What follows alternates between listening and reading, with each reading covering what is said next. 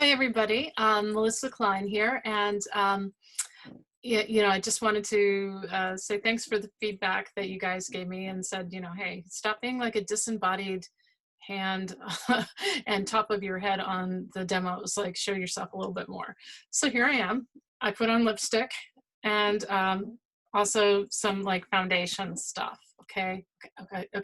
Focus on art. This is why we're here. We're about art. It's not okay. Anyway, I wanted to talk to you about tomatoes, right? And um, to be honest, when I chose to do this as a subject, I didn't really. I just grabbed these tomatoes for 50 cents off of a farm stand, local farm stand, and that I really like to go to, and didn't really think anything about it until I happened to take a closer look. I went to actually eat this tomato, all bad puns intended, and I was like, "Oh my God, look at that!" You know, and I think it's. I'm not sure, but it looks like three tomatoes fused into one. And I posted this on Facebook and immediately got tons of comments. I'm like, wait, you guys aren't responding to my lovely horse pictures or the lovely art? No, the obscene tomato is the thing that apparently floats many people's boats. But I love it because it's so voluptuous, it's so sensual, and it's like depending on the angle and how dirty your mind is, it can look like boobs, butt, coocher, you name it, peener. Yeah, I know I'm not using very good anatomy terms, but this is not an anatomy class. That's another class, and I will use more technical terms for an anatomy class, but this is about the tomato. All right. So I would encourage you guys, whether you're working from real life, which I highly think you should, it's a great excuse to buy local tomatoes. And But think about how they look from all different angles. Like from this angle, this tomato looks fairly normal, and that's probably why, I don't know exactly. I just grabbed it. I was probably just looking for the biggest tomato and the best deal. And, just noticing how different everything looks depending on that. Also consider the flavor of it, and consider the inside of it.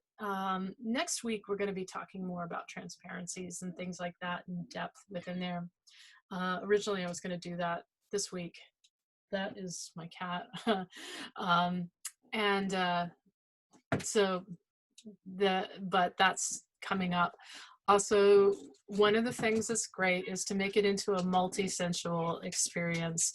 So, the flavor of it, even hopefully you're getting your hands on some fresh, beautiful, gorgeous summer tomatoes.